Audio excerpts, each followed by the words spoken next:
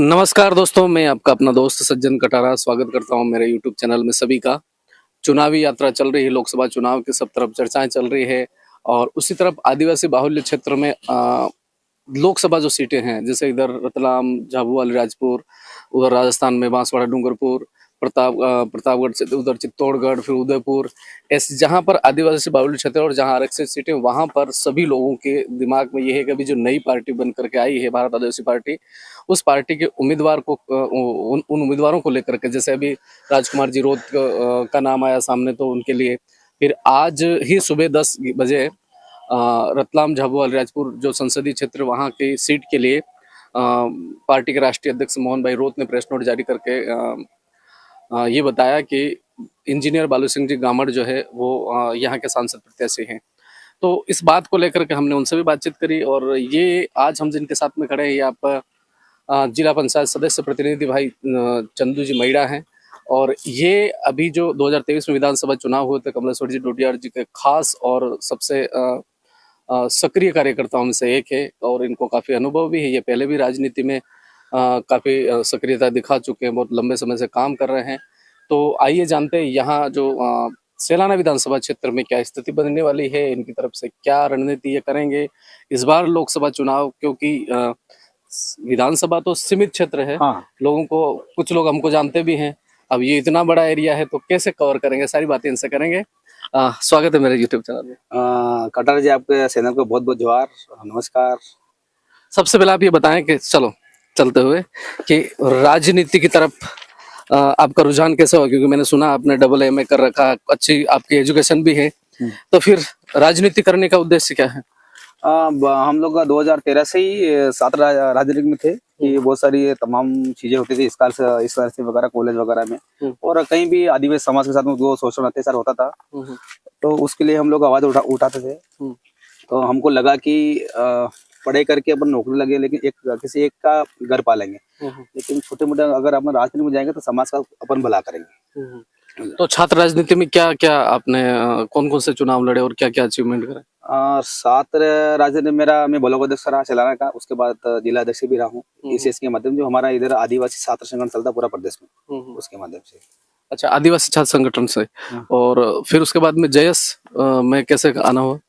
जयस में वो कहीं न कहीं वो एसीएस की जो टीम है, जयस जो आदिवासी समाज के जय आदिवासी युवा संगठन युवा शक्ति, जो आदिवासी समस्या है, जो मूलभूत सुविधा है, जल जंगल जमीन है, बेरोजगारी है, जो आदिवासी समाज में आए दिन जो भेदभाव होता है, कई जगह आप देख रहे हो कि लूटा ठगा जा रहा है, इसके लिए एक आदिवासी समाज और आदिवासी परिवार की एक जो आवाज बन के उभरी है, जो युवा संगठन के माध्यम से, उसकी धीरे धीरे हम लोग पूरे प्रदेश लेवल पे अभी चल रहा है इसका।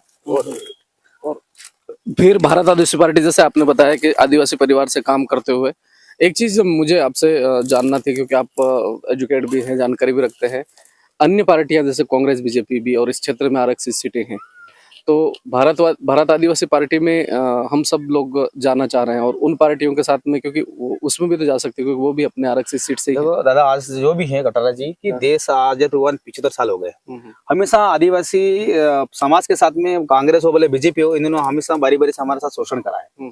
जो हमारी 5वीं अनुसूची है, शिक्षा व्यवस्था में हमेशा हमारे को पिछड़ा हुआ मानते हैं लोग, और आज तक भी शिक्षा के क्षेत्र में काफी दूर है अपना समाज।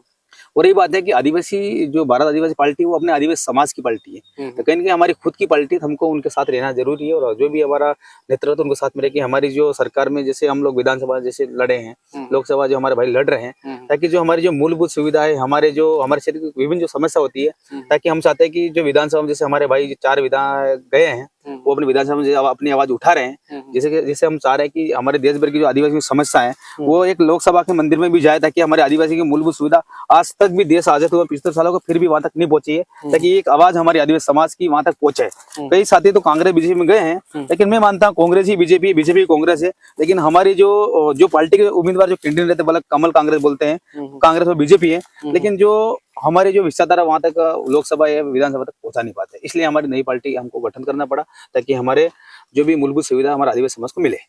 भारत आदिवासी पार्टी के जो जाजम व्यवस्था होती है और जन संरक्षण, जो आम जन के जो विचार होते हैं उसके हिसाब से, वोटिंग के हिसाब से, उसमें कहीं ना कहीं हमने भी सुना था कि चंदू मैड़ा जी और कमलेश्वर डोडियार जी, सबका नाम कहीं ना कहीं पैनल में था। तो फिर चर्चाओं का भी था कि भाई किसी का इनमें से किसी का होगा ऐसा। फिर अचानक आज सुबह पता चलता है कि बालू सिंह गामड़ जी का। तो ये कैसे चयन हुआ? देखो सर, ये दादा ये होता है कि आदिवासी समाज के हमारी रतलाम जिले जो हमारा रतलाम जो लोकसभा सीट है, यहाँ पर 8 विधानसभा है और 20 लाख ऊपर वोट है, 1900 से ज्यादा पोलिंग बूथ है और हमारे 8 विधानसभा के जो भाई लोग बैठे थे, सिलेक्शन हुआ, सिलेक्शन प्रणाली बेटी तो आम रही बनती है, जिसमें हर प्रत्येक विधानसभा के स्तर पर वोटिंग हुई। तो जो वोट मतदान हुआ है, तो उस मतदान में कहीं न कहीं दादा का वोट ज्यादा मिले, तो उनके इसलिए सिलेक्शन हुआ है। लेकिन ऐसा हम लोग जैसे ज्यादा ने जो फैसला कर दिया, हमको स्वीकार है। ज्यादा हमने फैसला कर दिया। वो पेटलाबाद विधानसभा क्षेत्र से चुनाव भी लड़े थे, 15,600 कुछ ऊपर वोट भी लाए थे। इस बार क्या लगता है? हाँ, आप जैसे चुनाव लड़े थे, जैसे पूरे मध्य प्रदेश में भारत आदिवासी पार्टी तीसरे नंबर पे रही थी, तो हम चाह रहे हैं कि यहाँ पर हमारी अच्छी मजबूत पकड़ मानी जा रही है और हम कांग्रेस बीजेपी को टक्कर देंगे। और यहाँ पर वोट बैंक अपना अच्छा है, पूरा ट्राइबल सीट है, आदिवासी सीट है, पूरे मध्य प्रदेश में 6 सीटें है, लेकिन यहाँ की जो लोकसभा सीटें मजबूत मानी जाती है। और कहीं न कहीं हम कांग्रेस बीजेपी को इस बार 75 साल का हिसाब लेंगे और हम लोग हमारे जो सिलेक्शन प्रणाली के जो उम्मीदवार बने हैं बालू सिंह गामड़ जी इंजीनियर साहब, उनको तन मन धन से सहयोग करके हम लोग जिताएंगे। हमने सुना कि चंदू मेड़ा ने 2023 के विधानसभा चुनाव में कमलेश्वर डोडियार जी के लिए रात दिन एक करके मेहनत करी और उनको जिताया। तो इस बार सैलाना विधानसभा क्षेत्र से कितने वोट दिलवाने वाले हो? यहाँ पर पूरी ट्राइबल वोटर है, 2,10,435 ऊपर है समथिंग आंकड़ा। तो हम चाह रहे हैं कि हमारे जो विधानसभा चुनाव में 73-75 हजार समथिंग वोटिंग आए थे, लेकिन हम चाह रहे हैं इस बार वोट बैंक हम यहाँ पर बढ़ा देंगे और साथ में हो सकता है कि यहाँ पर हम लोग 1.5 लाख से ऊपर ही वोटिंग दिलवाएंगे लोकसभा में। यहाँ तो जीते हुए हैं और आप ये जैसा आप बता रहे 20 लाख वोटे हो, ट्राइबल बेल्ट है। अन्य समाज, सब लोगों का सवाल मैं घूमता हूँ, तो अन्य समाज के लोगों को हम कैसे कन्विंस कर सकेंगे? हाँ, तो जैसे हमारी विचारधारा अच्छी है, हम लोग गांव में अच्छी स्कूली शिक्षा व्यवस्था के लिए और हॉस्पिटल के जो काम कर रहे हैं, ताकि यहाँ पर जो पानी की अच्छा मिले इनको, इसके लिए हमारे बहुत सारे तमाम सारे मुद्दे हैं, उसको लेकर हम लोग चर्चा में है और उसको लेकर हम मुद्दों को लेकर हम लोग चुनाव लड़ रहे हैं, ताकि हमको वो लोग जैसे यहाँ के व्यापारी बंधु है बोले और भी जो अदर कास्ट के लोग है, उनका जो बाजार में मार्केट में हमारे से व्यापार करते हैं, वो तो कहीं ना कहीं हमको मालूम है, विश्वास है, ताकि वो हमारी तरफ झुकाव करेंगे और हमें वोट मतदान जरूर करेंगे। मुझे यहाँ तक लगता है उनका जरा जो भी बाजार मार्केट छोटी मोटी दुकान है वो हमसे चलती है। अच्छा, तो इस बार आपका चुनाव लड़ने का मानस था, हमने सुना, तो फिर अगली बार की कुछ है क्या तैयारी? दादा वो तो भविष्य तय करेगा, जहाँ हम जो फैसला करें उसको हम उसी टाइम में बता पाएंगे। पहले से हमारे आदिवासी समाज, आदिवासी परिवार जैस में पहले से कोई घोषणा नहीं होती है, जहाँ ने जिसको भी फैसला कर दिया वो सर्वमान्य होता है। अब की बार 400 पार, इसके ऊपर क्या कहना भाजपा की जो है नीति? आपको कटारा जी एक थोड़ा मैं बयान आकर्षित करना चाह रहा हूँ। 2018 में चुनाव हुआ था, राजस्थान का चुनाव था, छत्तीसगढ़ का चुनाव था, मध्य प्रदेश चुनाव था और मिजोरम और दिल्ली का चुनाव था। बासवा ने एक एजेंडा दिया था, राजस्थान में हम 200 के पार, मध्य प्रदेश में 200 पार, छत्तीसगढ़ में 200 पार, लेकिन हमने मतगणना के बाद में सारी लिस्टें हमने निकाल के देखी तो 5 राज्यों में मिलाकर भी 200 सीटें नहीं जीत पाई थी विधानसभा चुनाव में। तो मुझे नहीं लगता है कि ये आप इलेक्ट्रॉन अभी जो बाउंड चल रहा है, आज जिस देश पे आप देख रहे हो, बीजेपी की बात करते हैं आप, पाकिस्तान से, अमेरिका से, भूटान से, चीन से कितना चंदा आया है, रात दिन हिंदू मुस्लिम जातिवाद धर्मवाद के ऊपर राजनीति करते हैं। तो आज देख लो बीजेपी कितना बड़ा चंदा मिले, चंदा को पार्टी मानते हैं हम लोग, जिसको जितना चंदा मिलेगा उतना इसका काम मिलेगा। तो ये इलेक्ट्रॉनिक बॉन्ड की आपने बात करें, उसमें ये बता दें कि बिना ट्रायल के जो कोविशील्ड और लोगों के जिंदगियों के साथ में खिलवाड़ किया, तो ये जो लिस्टें वायरल हो रही है सही है? हाँ बिल्कुल सही है, क्योंकि सबसे ज्यादा अगर बीजेपी ने चंदा लिया, आज देख रहे हो आप दड़ा आज उन लोगों ने जो वादा करा था वो आज कांग्रेस मुख पे छा रहे हैं। पहले बहुत सारी ऐसी पार्टियां हुई है चंदे के, मतलब कहीं ना कहीं अब मैं देख रहा हूँ कि बोले कांग्रेस और बीजेपी बोले जेडीयू है, बहुत सारी पार्टी के प्रधानमंत्री बने, मुख्यमंत्री बने, सारी चीजें हुई, फिर भी आज वो मुख्यमंत्री होते हैं डरने कारण के ईडी, सीबीआई, वैसे बहुत सारी ये तमाम सरकारी जो इनकी जो एजेंसियां है उसका दुरुपयोग कर रहा है। इस डर के माध्यम से लोगों को डराया जा रहा है और बीजेपी में शामिल किया जा रहा है। अच्छा, तो एक और सवाल मेरा ये है कि अनीता नागर सिंह चौहान, अभी कांग्रेस का तो आधिकारिक रूप से अभी नाम ने कांतिलाल जी भूरिया की चर्चा चल रही है, ये पार्टियां हैं, पेमेंट वगैरह भी, क्योंकि सब तरफ घूमने में कहीं इनका खर्चा भी होगा, हमारी पार्टी के पास में आर्थिक व्यवस्था कैसे होगी? हम लोग घर घर जाएंगे, 1 रुपए 2 रुपए गेहूं लेंगे और मोटी गेहूं है, मक्का है लेंगे।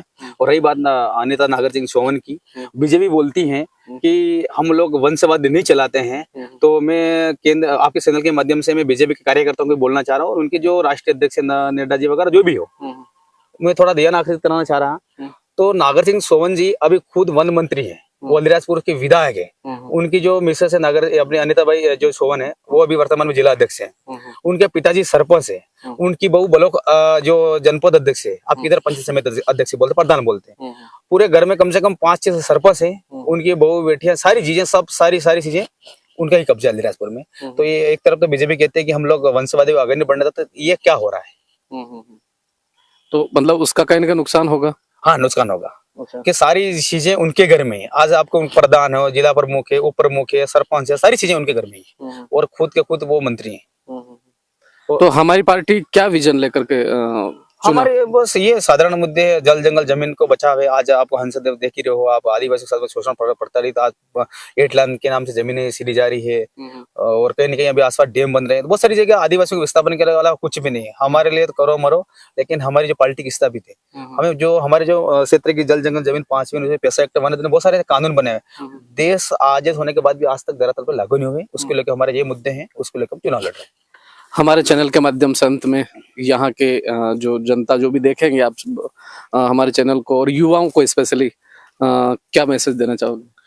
बस हमको हमारे समाज के साथ में कभी भी आपको अपने पार्टी के साथ जुड़ना है। और भाई साहब का आप सब्सक्राइब बढ़ाइए और दादा का चैनल अधिक से अधिक फॉलो करें, ताकि शेयर करें, ताकि ये हमारी आदिवासी की आवाज, मैं चाहता हूँ कि नेशनल, दादा का आज तो भले यूट्यूब चैनल है, मैं चाह रहा हूँ कि चैनल के माध्यम से, इनका चैनल है ना, तो नेशनल चैनल बने, ताकि आपको मतलब इंडिया में बहुत सारे ऐसी चीजें हैं, लेकिन अपने जो बोले आज दिल्ली में जो अगर 4 आदमी अगर प्रदर्शन कर देगा तो वो नेशनल खबर बनेगी, लेकिन रतलाम, बांसवाड़ा, प्रतापगढ़ में कोई भी आदमी अगर कुछ खबर करके कोई खबर नहीं बनेगी। तो मैं सारा अधिक से अधिक भाई को फॉलो करे, और इनका जो भी चैनल है को थोड़ा सब्सक्राइब करे और शेयर करे, ताकि दादा को अच्छे से कर मिले। थैंक यू सो मच, अच्छा लगा मिलकर के।